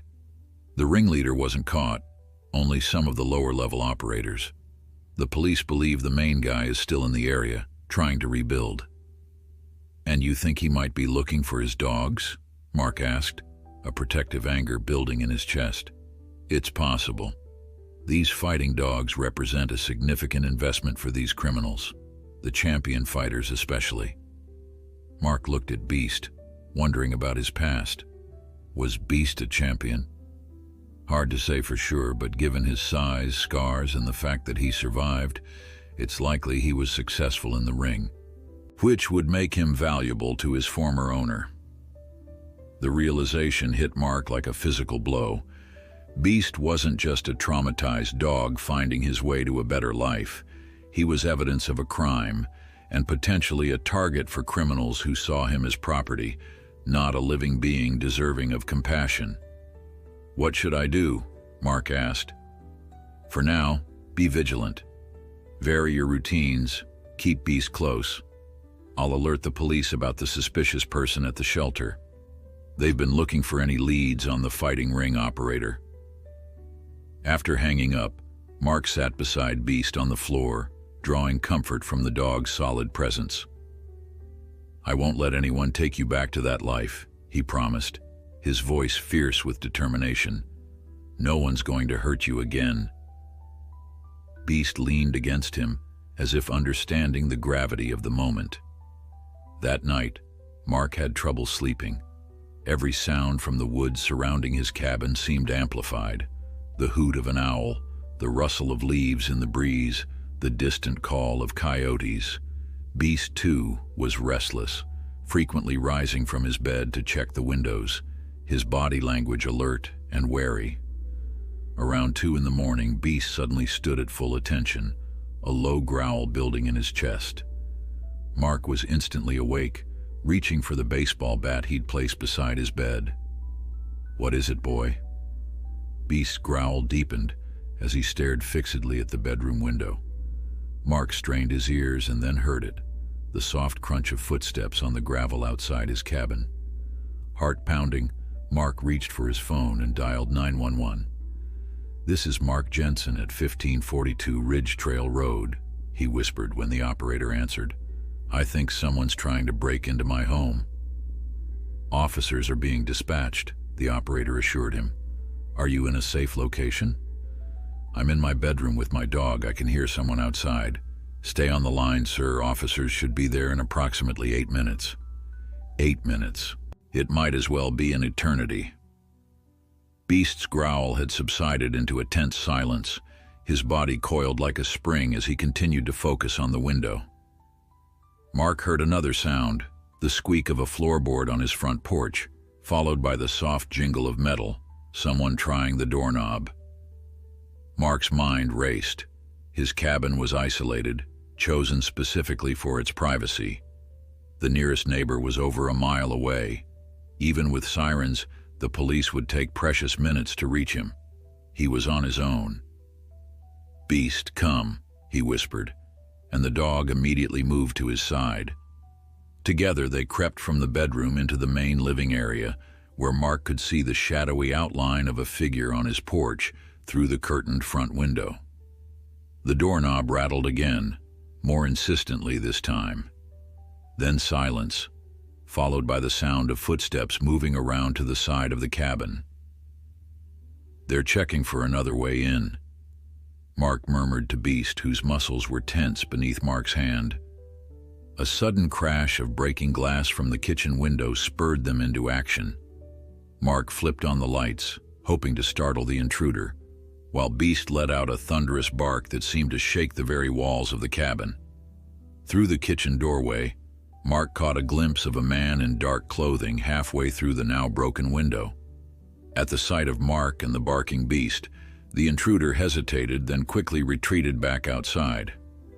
"Stay, Beast," Mark commanded, not wanting his dog to pursue and potentially be injured. Beast obeyed, though every line of his body expressed his desire to protect his territory. Mark hurried to the window, careful of the broken glass, and caught sight of the intruder running toward the tree line. Even in the dim moonlight, he could make out the distinctive Carhartt jacket Sarah had described, and as the man glanced back once, the scar on his right cheek was clearly visible. In the distance, Mark could hear sirens approaching. The intruder disappeared into the woods just as the first flashes of blue and red lights became visible on the road leading to his cabin. Beast remained at Mark's side, his powerful body still vibrating with tension, but holding his commanded position perfectly. Mark knelt beside him, overcome with a mixture of fear, anger, and pride. "Good boy," he whispered fiercely. "You're such a good, brave boy." And for the first time since they'd met, Beast leaned forward and briefly licked Mark's face, a gesture of solidarity that said more clearly than words ever could, "We protect each other now." The aftermath of the break-in attempt brought a flurry of activity to Mark's normally quiet cabin. 2 police cruisers arrived with lights flashing, followed shortly by Officer Daniels from Animal Control, who had heard the call on his scanner and recognized the address. Mark sat on his porch steps with Beast pressed firmly against his leg as he gave his statement to a young officer named Rodriguez. He described the man he'd glimpsed through the broken window emphasizing the distinctive scar that matched the description of the visitor to the shelter. "And you believe this person is connected to an illegal dog-fighting operation?" Officer Rodriguez asked, his pen poised over his notepad. "That's our working theory," Officer Daniels interjected, joining them on the porch. "The dog in question was rescued from a fighting ring that was busted last month. The main operator was never caught." Rodriguez looked at Beast with new interest. The dog remained calm but alert beside Mark, his demeanor showing none of the aggression one might expect from a former fighting dog. "We've been trying to build a case against the ring operator for months," Rodriguez said. "A man named Ray Keller. He's been careful, always keeping his distance from the actual fights, using middlemen for everything. Do you have a photo of this Keller?" Mark asked. "I'd like to know if he's the one who was prowling around my property." Rodriguez nodded. "I'll have the station send over his mugshot from a previous arrest. In the meantime, we'll need to document the break-in attempt and dust for fingerprints on that window." While the officers processed the scene, Mark turned his attention to Beast, who had maintained remarkable composure despite the chaos. The dog's earlier aggression had faded once the immediate threat was gone, replaced by a watchful vigilance. "You did good, buddy," Mark murmured, scratching behind Beast's torn ear. "Real good." Officer Daniels approached them, his expression serious. "Mark, if Keller is indeed the one looking for Beast, you need to understand the risk. These dog-fighting operators don't see these animals as pets. They see them as investments, as property, and they're not above violence to reclaim what they consider theirs." Mark's jaw tightened. "He's not going to get Beast, not while I'm breathing." "I understand," Daniels replied, "but I'm worried about your safety as much as Beast's. Keller has a record that includes assault and weapons charges. He's not someone to take lightly. So what do you suggest? I can't exactly hide Beast away. He needs exercise, training, routine." Officer Daniels sighed. "Just be extremely cautious. Vary your schedule. Don't walk the same routes at the same times. Maybe consider some additional security for the cabin, cameras, motion lights, that sort of thing, and call immediately if you spot anyone suspicious again."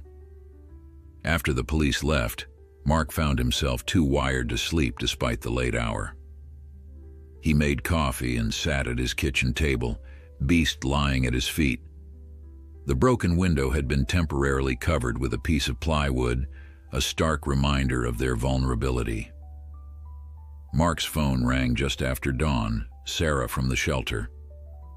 "I just heard what happened," she said without preamble. "Are you both okay?" "We're fine," Mark assured her. "Beast was amazing. Alerted me before they even tried to break in, then helped scare them off without putting himself in danger." "I've been digging into this situation since yesterday," Sarah continued. "I called some contacts at other shelters and rescues. Apparently there's been increased activity in fighting circles recently. A new venue, higher stakes fights."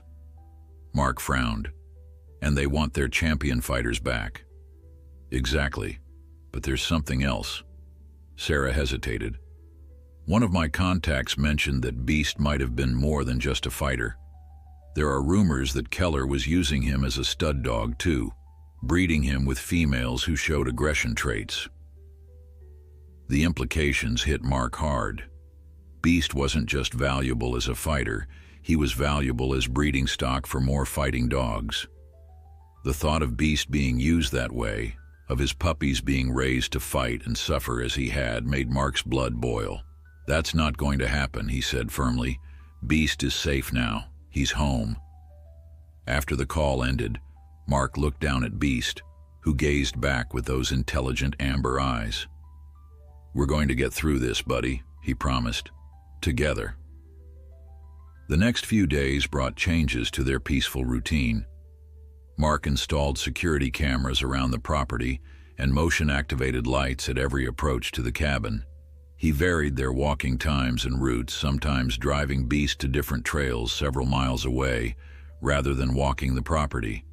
He kept the dog closer than ever, unwilling to let Beast out of his sight even for a moment. Despite the tension, Beast continued to progress in his rehabilitation. If anything, the shared threat seemed to have deepened the bond between them. Beast was more attuned to Mark than ever, responding to the slightest change in his posture or tone, offering comfort when Mark's anxiety spiked by pressing against his leg or placing his head on Mark's knee. On Friday afternoon, as they were returning from their session with Dr. Torres, Mark's phone rang. It was Jim Reeves, his former fire captain, confirming their plans for him to visit the following day. "Are you sure you still want to come?" Mark asked, glancing at Beast in the passenger seat. "Things have been a bit complicated here lately." "All the more reason for me to visit," Jim replied firmly. "Sounds like you could use another set of eyes watching your back. Besides, I'm dying to meet this dog that's got you sounding more like your old self." Mark smiled despite his concerns. Jim had been like a father to him during his years with the fire department, and even after the accident that ended Mark's career, Jim had refused to let him withdraw completely. "All right. But I should warn you, Beast is still wary of strangers." "I've been working with the therapy dogs at the children's hospital," Jim said. "I know a thing or two about letting dogs set the pace. Don't worry, I won't expect him to be my best friend right away." The following morning, Mark spent extra time working with Beast, preparing him for their visitor. "Jim's a good guy," he explained as they went through their training exercises. "He's coming here because he cares about us, not because he wants to take you away or hurt you." Beast listened attentively, his head tilted slightly as if processing each word. Mark had noticed that the dog seemed to understand not just commands but conversations, responding to nuances in tone and context in ways that continually surprised him. When Jim's truck pulled up in front of the cabin around noon, Beast immediately went on alert, moving to the window to watch the newcomer. "It's okay," Mark assured him. "That's just Jim." Jim Reeves was a barrel-chested man in his 60s, with a salt and pepper beard and laugh lines etched deeply around his eyes. He moved with the confidence of someone who had spent a lifetime in physically demanding work, though he now walked with a slight limp, a souvenir from his final year on the job before retirement. "Mark," he called warmly as he climbed out of his truck. "Place looks good, you've been busy." Mark stepped onto the porch, Beast a solid presence at his side. "Good to see you, Jim. Thanks for coming." Jim approached slowly, his experienced eyes taking in Beast's alert but non-aggressive stance. "And this must be the famous Beast I've been hearing about." He stopped a respectful distance away, not making direct eye contact with the dog, but not avoiding him either. A perfect approach that told Mark his former captain had indeed been learning about canine body language. "That's him," Mark confirmed. "Beast, this is Jim. He's a friend." Beast studied the newcomer intently, his nostrils flaring as he took in Jim's scent. After a long moment of assessment, the dog's posture relaxed slightly, not a full acceptance but not a rejection either. "He's magnificent," Jim said softly. "Those eyes, like he's looking right through you, seeing everything." "That's exactly it," Mark agreed, relieved that Jim understood. "Sometimes I swear he knows what I'm thinking before I do." They moved into the cabin, where Jim handed Mark a grocery bag. "Brought some steaks for dinner. Thought your boy there might appreciate a good cut too." Mark smiled. "He definitely will." "Thanks, Jim." As the afternoon progressed, Beast gradually grew more comfortable with Jim's presence. The older man made no demands, offered no sudden movements or direct challenges, simply existing in the space with a calm steadiness that seemed to reassure the dog. By the time they were grilling steaks on the back deck, Beast had stopped monitoring Jim's every move and had settled into a watchful but relaxed posture near Mark's chair. "You've done wonders with him," Jim observed as they ate. "Considering his background, the progress you've made is remarkable." Mark nodded, watching as Beast carefully consumed the steak Mark had cut into manageable pieces for him. He's the one doing the hard work. I'm just giving him the chance. Kind of like someone did for you after the accident, Jim suggested gently. Mark looked up sharply, then sighed. I guess so, though I wasn't as gracious about it as Beast has been. Jim chuckled. You were a bit of a pain in the ass, that's true, but you came around eventually. Their conversation turned to the break-in attempt and the threat posed by Ray Keller. Jim listened gravely, his expression darkening as Mark explained the situation. This isn't something you should face alone, Mark, he said finally. Have you considered coming to stay with Diane and me for a while? Just until the police track this guy down? Mark shook his head. I appreciate that, Jim. I really do. But running away won't solve anything. Besides, Beast is just settling in here. Moving him to a new environment with new people would set back his progress. Jim studied him for a long moment. You're not the same man you were 6 months ago, you know that. There's something different about you now, a purpose. Mark glanced at Beast, who had finished his meal and was now resting contentedly at Mark's feet. I guess I needed someone to need me again. As the sun began to set, casting long shadows across the deck, Jim helped Mark check the security cameras and motion lights, offering suggestions based on his years of experience with the fire department's safety programs. I don't like leaving you out here alone, Jim admitted as he prepared to depart. But I understand why you need to stay. We'll be fine, Mark assured him, though the conviction in his voice wasn't entirely reflected in his heart. I've got Beast watching my back, and now we've got all this security equipment too. Jim nodded, then pulled Mark into a brief, powerful hug. Call me. Any time, day or night, if anything seems off, promise me. I promise, Mark agreed. As they watched Jim's truck disappear down the driveway, Beast pressed against Mark's leg, his warm, solid presence a comfort in the gathering twilight. Just you and me again, buddy, Mark said softly. But we're not really alone anymore, are we? Beast looked up at him with those knowing amber eyes, and Mark could have sworn the dog smiled. 2 days after Jim's visit, the police sent over a mugshot of Ray Keller. The moment Mark saw the photo, his stomach clenched. The scarred face matched exactly the man he'd glimpsed through his broken kitchen window. There was no more doubt. The man who had operated the dog-fighting ring was actively trying to reclaim Beast. Officer Rodriguez called later that day with more disturbing news. We've received reports of another fighting operation being set up just across the county line, he explained, and there's chatter about a big fight scheduled for this weekend featuring some special returnees. They're rebuilding, Mark said grimly, watching Beast doze in a patch of sunlight on the cabin floor. And they want their champions back. We're coordinating with the county sheriff to raid the location, Rodriguez assured him. But until then, stay vigilant. Keller's desperate, and desperate people make dangerous choices. After hanging up, Mark knelt beside Beast, gently stroking the dog's scarred head. Beast opened his amber eyes lazily, then seemed to read Mark's concern. He immediately sat up, fully alert, scanning the room as if looking for the source of Mark's distress. It's okay, buddy, Mark said softly. Nothing's wrong right now. I'm just worried about keeping you safe.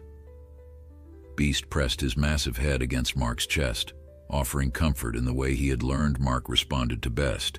The simple gesture nearly undid Mark. This dog, who had every reason to fear and distrust humans, had instead become Mark's protector and emotional support.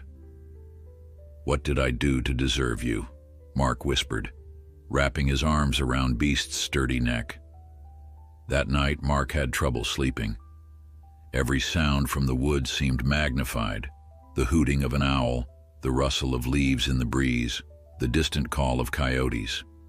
Beast, too, was restless, frequently rising from his bed to check the windows, his body language alert and wary. Around 2 in the morning, Mark finally gave up on sleep. He made a cup of tea and sat at the kitchen table, Beast at his feet. The dog looked up at him with eyes that seemed too knowing, too understanding for a mere animal. "I'm scared," Mark admitted in the darkness. "Not for me, for you. I can't lose you, Beast. Not after everything we've been through." Beast whined softly and rested his chin on Mark's knee, the pressure a constant comforting reminder of his presence. As dawn broke, Mark came to a decision. He couldn't wait passively for Keller to make another attempt. He needed to be proactive in protecting Beast. After a quick breakfast, he called Sarah at the shelter.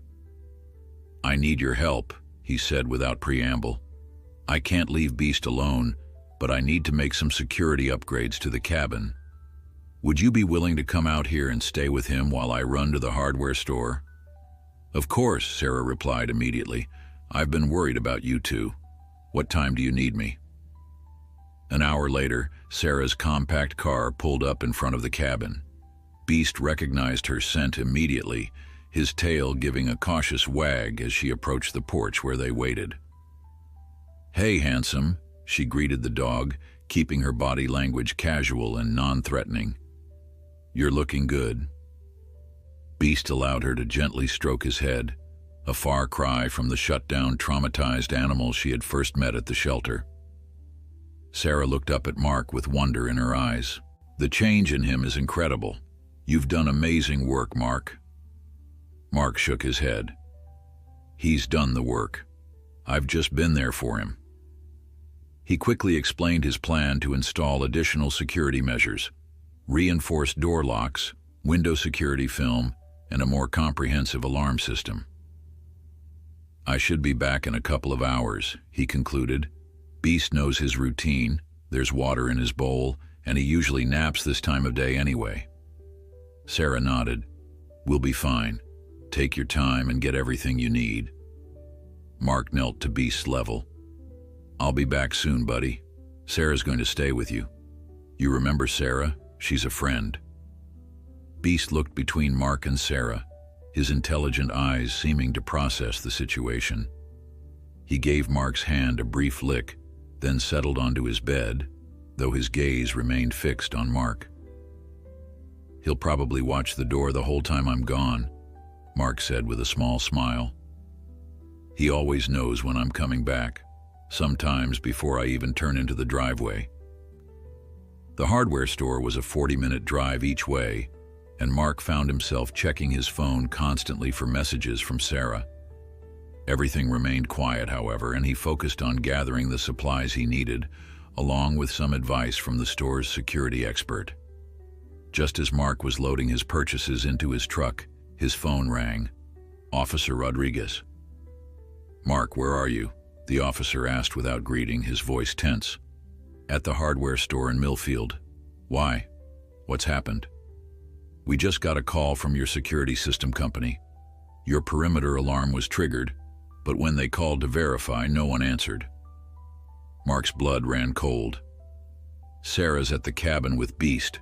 She would have answered." "I've dispatched units, but they're at least 15 minutes out. Mark, don't go back there alone. Wait for the officers." But Mark had already ended the call, tossing his phone onto the passenger seat as he gunned the engine of his truck. The 40-minute drive back to the cabin became 25 as he pushed his vehicle to its limits, his mind racing with terrible possibilities. As he approached his property, Mark slowed, turning off his headlights and coasting the final stretch to avoid announcing his arrival. He parked a short distance from the cabin and approached on foot, moving as quietly as his bad knee would allow. The scene that greeted him made his heart stutter. Sarah's car was still in the driveway, but the front door of the cabin stood open, spilling light into the gathering dusk. There was no sign of movement inside, no sound except for the persistent beeping of the alarm system that had been triggered but not reset. Mark reached for his phone to call for backup, only to realize he'd left it in his truck. Cursing silently, he looked around for a weapon, finding only a shovel leaning against the side of the porch. It would have to do. Moving as stealthily as possible, Mark approached the open door, shovel gripped tightly in his hands. "Sarah," he called cautiously. "Beast." No response came from inside the cabin. Mark stepped through the doorway, his eyes struggling to adjust to the contrast between the dim evening light outside and the bright interior. The living room was in disarray, furniture overturned, Beast's bed torn apart, the contents of drawers scattered across the floor. Signs of a struggle or a frantic search. "Sarah," Mark called more urgently, moving deeper into the cabin. "Beast!" A muffled sound from the back bedroom caught his attention. Mark hurried in that direction, shovel raised defensively. He found Sarah on the floor of the bedroom, hands and feet bound with duct tape, another piece across her mouth. Her eyes widened in alarm when she saw him. Mark quickly set down the shovel and removed the tape from her mouth as gently as possible. "What happened? Where's Beast?" "They took him," Sarah gasped, her voice raspy. "3 men, Keller and 2 others. They had a tranquilizer gun. Beast tried to protect me, but they shot him with it. He went down so fast, Mark. I'm so sorry." As Mark worked to free her bonds, his mind raced with a mixture of fear and rage. "How long ago?" "Maybe 20 minutes. They loaded Beast into a van, black, no windows in the back. I heard one of them mention the arena and getting ready for tonight." Tonight. The dogfight Rodriguez had mentioned was happening tonight, and now they had Beast. Mark helped Sarah to her feet, checking her for injuries. She had a bruise forming on her cheek and rope burns on her wrists, but otherwise seemed physically unharmed.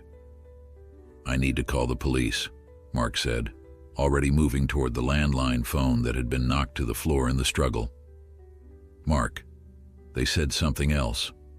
Sarah caught his arm, her expression grave.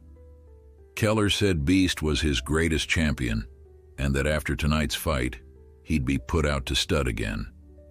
They're planning to use him for breeding more fighting dogs." The thought of Beast, his Beast who had made such progress, who had learned to trust again, being forced back into that violent world was unbearable. And worse, the thought of him being used to create a new generation of dogs destined for the same abuse made Mark's blood boil. As he dialed 911, Mark's resolve hardened. He would not let that happen. Whatever it took, he would find Beast and bring him home. The operator answered, and Mark reported the break-in and kidnapping with a calm he didn't feel. When asked to stay on the line, he agreed, though his mind was already racing ahead, planning his next move. Sarah watched him with growing concern. "Mark, you can't go after them alone. These men are dangerous. They've already hurt you once, and now they've assaulted me and taken Beast. Let the police handle this." Mark met her gaze, and something in his eyes made her step back. It was the look of a man who had found his purpose, who had something worth fighting for, worth dying for, if necessary. "The police don't know where the arena is," he said quietly, "but I think I might. There's an abandoned warehouse complex by the county line where they used to store grain. Lots of isolated buildings, no neighbors for miles. It would be perfect for their operation." "Mark, please." "I can't wait, Sarah. Every minute Beast is with them is another minute they can hurt him, drug him, try to undo all the progress he's made." His voice broke slightly. "He needs me now, just like I needed him." In the distance, sirens wailed, growing louder as they approached the cabin. Mark knew he had only moments to decide his course of action. Mark's decision was made before the police cruisers even pulled into his driveway.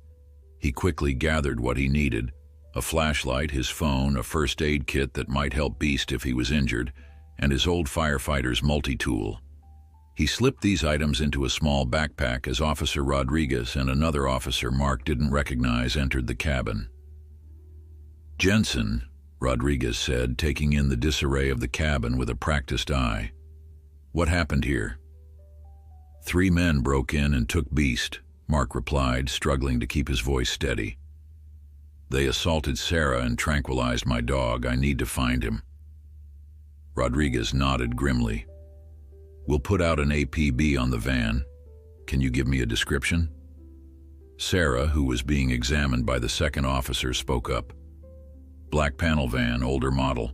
No windows in the back. I couldn't see the license plate. Mark stepped closer to Rodriguez, lowering his voice. What about the dogfight you mentioned? The one scheduled for tonight? If they took Beast, that's where they're taking him. Rodriguez frowned. We're still working on pinpointing the location. These operations move around to avoid detection. Our informant wasn't able to provide an exact address. I think I know where it might be, Mark said urgently. The old grain storage complex by the county line. It's isolated, abandoned, plenty of space. That's a good lead, Rodriguez acknowledged. I'll pass it along to the task force. They're assembling now, but it will take time to get a proper raid organized. We're talking multiple agencies, warrants, tactical planning. How much time?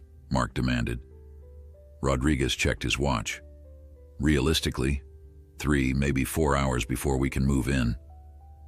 Mark felt a cold certainty settle in his chest. 3 or 4 hours might be too late. If the fight was scheduled for tonight, Beast could already be in the ring by then. Or worse, they might realize the police were closing in and simply dispose of the evidence, including a drugged fighting dog who could link them to previous operations. I understand, he said, careful to keep his tone neutral. I'll give my statement, and then I think Sarah should get checked out at the hospital. Rodriguez seemed relieved by Mark's apparent cooperation. That's a good idea. Officer Collins can take your statements while I coordinate with the task force. As the officers and Sarah moved to the kitchen table to begin the formal report, Mark quietly slipped his truck keys into his pocket and placed the backpack by the door. When Rodriguez stepped outside to make a call and Officer Collins was focused on taking Sarah's detailed statement, Mark saw his opportunity. I'm going to get some water, he murmured, moving toward the kitchen. Instead, he slipped out the front door, grabbed his backpack, and moved quickly to his truck. The police cruisers were parked behind Sarah's car, effectively blocking the driveway. But Mark had grown up in these woods. He knew another way out. He circled around the back of the cabin to where an old logging trail connected to his property. It wasn't meant for vehicles, but his truck had 4-wheel drive and high clearance. It would be rough going, but he could make it through to the county road without passing the cabin. As he started the engine, Mark felt a moment of guilt for leaving Sarah and misleading the officers. But Beast needed him now. There would be time for apologies later, after his dog was safe. The abandoned grain storage complex loomed against the darkening sky like the skeleton of some massive beast. Once a thriving agricultural hub, it had been left to decay when the railroad changed its routes 15 years earlier. Now, its cluster of warehouses, silos, and outbuildings provided perfect cover for illicit activities, far from prying eyes and curious neighbors. Mark parked his truck in a stand of trees about a quarter mile from the complex. The area was more active than he had expected. A dozen or so vehicles were scattered around the main warehouse, and lights glowed from windows that should have been dark and empty. He could hear the distant thump of music and the occasional burst of laughter or shouts. The dogfight was definitely happening here. Now he just had to find Beast and get him out before it was too late. Moving carefully through the lengthening shadows, Mark approached the complex from its eastern edge, where overgrown weeds and abandoned equipment provided the most cover. He paused behind a rusted grain hopper, observing the main entrance to the warehouse. 2 burly men stood guard, checking IDs and collecting money from a steady stream of attendees. This wasn't just a dogfight, it was a full-scale spectator event. Mark felt sick at the thought of Beast being the main attraction, forced to fight for the entertainment of these people after all the progress he had made. Getting past the guards at the main entrance would be impossible, but Mark's years as a firefighter had taught him that there was always more than one way into a building. He circled the perimeter, looking for alternative access points. On the far side of the warehouse, he found what he was looking for, a loading dock with a door that was propped slightly open, allowing cigarette smoke to waft out into the evening air. Mark waited until the smokers went back inside, then darted across the open space to the loading dock. The door opened with a slight creak that was thankfully masked by the music from inside. He slipped through into a dimly lit corridor that appeared to run along the back of the main warehouse space. The noise grew louder as Mark moved deeper into the building, the pounding music now overlaid with the sounds of a crowd cheering and shouting. He followed the corridor until he reached another door, this one leading into what looked like a makeshift kennel area. Cages of various sizes lined the walls, most containing dogs in visible distress. Some pacing nervously, others cowering in corners, a few showing fresh wounds that hadn't been treated. Mark's firefighter training had prepared him for many horrific scenes, but the sight of these animals, deliberately abused and traumatized for human entertainment, made his stomach churn. He scanned the cages frantically, looking for Beast's distinctive brindle coat and torn ear, but his dog wasn't among those visible. A door at the far end of the kennel area opened, and Mark quickly ducked behind a stack of crates. Two men entered, deep in conversation. "Keller wants the champion ready in 20 minutes, one said, his voice gravelly with cigarette damage. "Says he's got a special introduction planned." "That dog ain't right," the second man replied, shaking his head. "Too doped up still, barely standing." "Don't matter. This ain't about a fair fight. It's about showing everyone who's boss after that police raid. Keller needs to prove he's still running things." "If you say so, but that shepherd mix they've got him fighting is mean as hell and fresh. Could get ugly fast. That's what they're paying to see, ain't it? Come on, let's get him ready." The men moved to a separate door that Mark hadn't noticed before, a small isolation area separated from the main kennel. As they opened it, Mark caught a glimpse of a large, dark form lying motionless on the concrete floor. Beast. Mark's heart pounded as he watched the men enter the isolation room. One carried a bucket of water, which he unceremoniously dumped over Beast's prone form. The dog stirred slightly but didn't rise, his movements sluggish and uncoordinated from the tranquilizer. "See? He's still out of it," the second man complained. "Here, use this." The first man handed over a small case, from which the second extracted a syringe. "Keller says it'll wake him up enough to fight." Mark couldn't wait any longer. If they injected Beast with stimulants on top of the tranquilizers still in his system, it could kill him. He looked around desperately for a weapon and found a length of pipe leaning against the wall near the crates. Gripping it firmly, he stepped out from his hiding place. "Get away from my dog," he said, his voice low and dangerous. The men whirled around, startled by his sudden appearance. The one holding the syringe recovered first, his surprise quickly replaced by anger. "Who the hell are you? How'd you get in here?"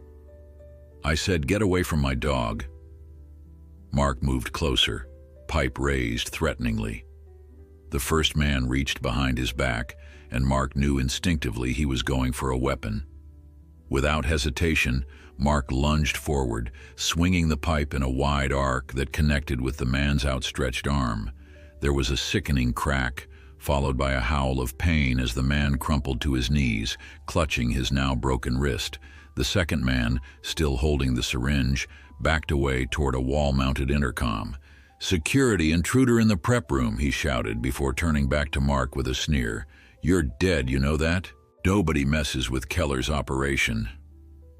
Mark ignored the threat, focusing instead on Beast, who had managed to raise his head at the commotion. The dog's eyes were unfocused, his movements still impaired by the drugs, but he recognized Mark.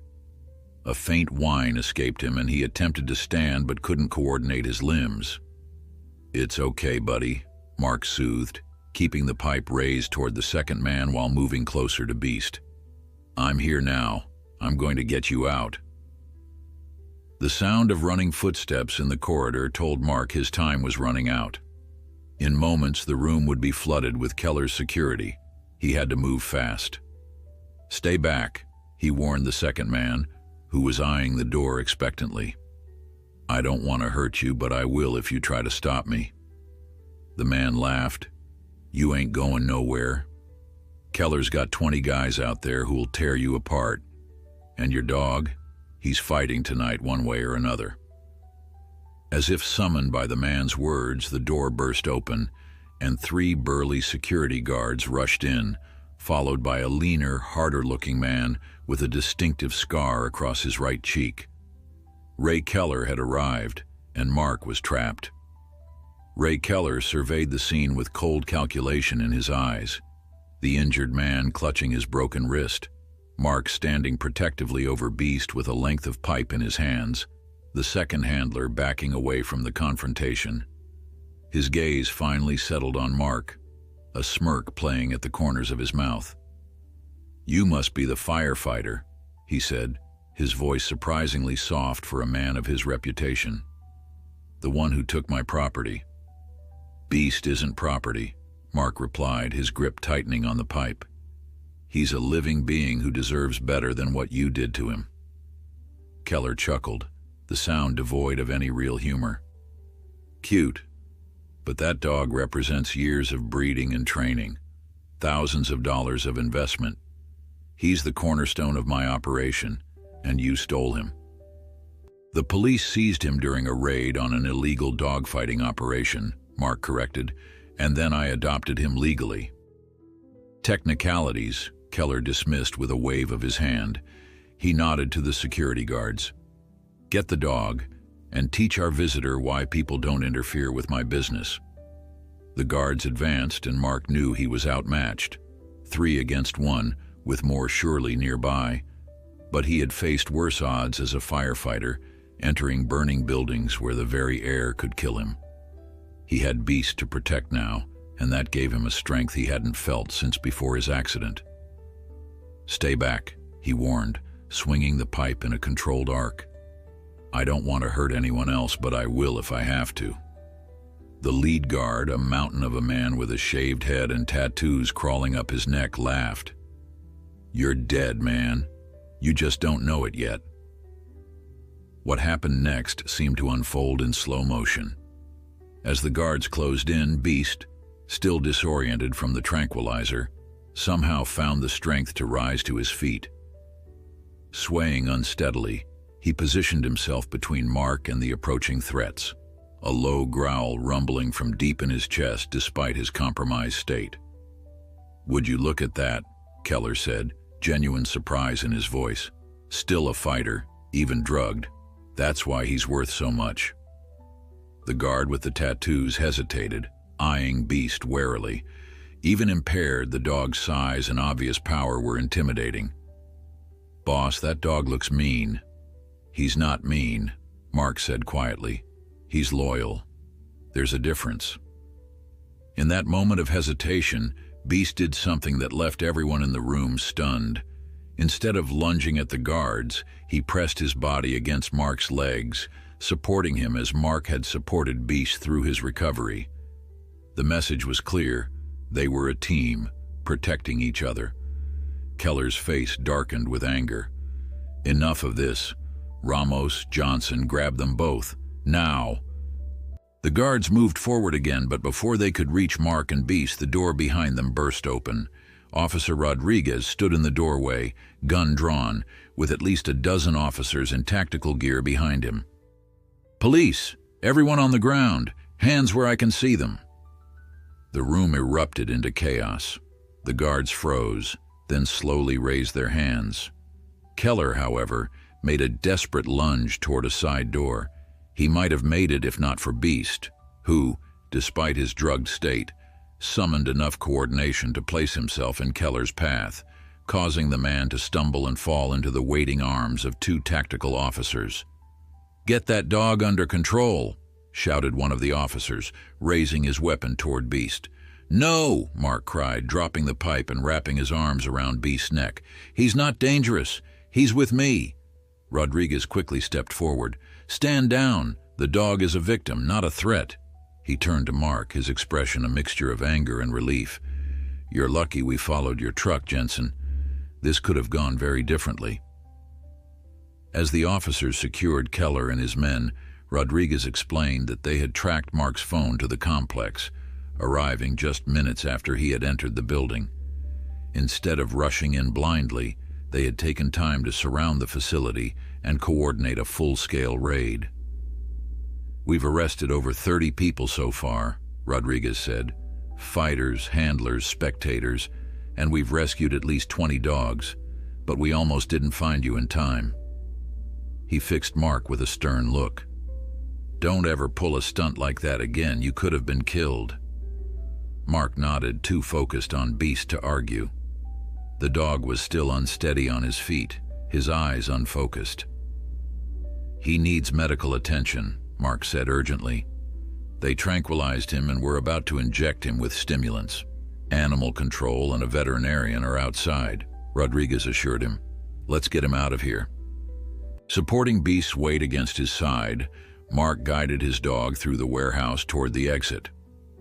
They passed the fighting ring that had been set up in the main space, a crude wooden pit surrounded by bleachers already filled with spectators who were now being handcuffed and led away by officers. The sight of it made Mark sick, knowing what Beast had endured in places like this, and what he had almost been forced to endure again. Outside, the night air was cool and clean compared to the stifling atmosphere of the warehouse. Emergency lights from police vehicles painted the scene in alternating flashes of red and blue. A mobile veterinary unit had been set up near the command post, and Mark headed straight for it, Beast stumbling alongside him. The veterinarian, a young woman with kind eyes and capable hands, immediately began examining Beast while Mark explained what had happened. The tranquilizer is wearing off, she said after checking Beast's pupils and vital signs. But I'm concerned about his heart rate. They often use a cocktail of drugs on these fighting dogs, stimulants, painkillers, sometimes even steroids. I'd like to start an IV to help flush his system. Mark nodded, his throat tight with worry. Do whatever you need to do. As the vet worked, Mark knelt beside Beast, who was now lying on a blanket on the ground, still conscious but clearly exhausted. You're safe now, buddy, Mark murmured, stroking the dog's head gently. You did so good, so brave. Beast's amber eyes, though clouded with the effects of the drugs, fixed on Mark's face. The dog's tail gave a weak thump against the blanket, a small gesture that somehow conveyed everything: trust, relief, gratitude. Officer Rodriguez approached, his expression solemn. The vet says Beast should recover fully with proper care.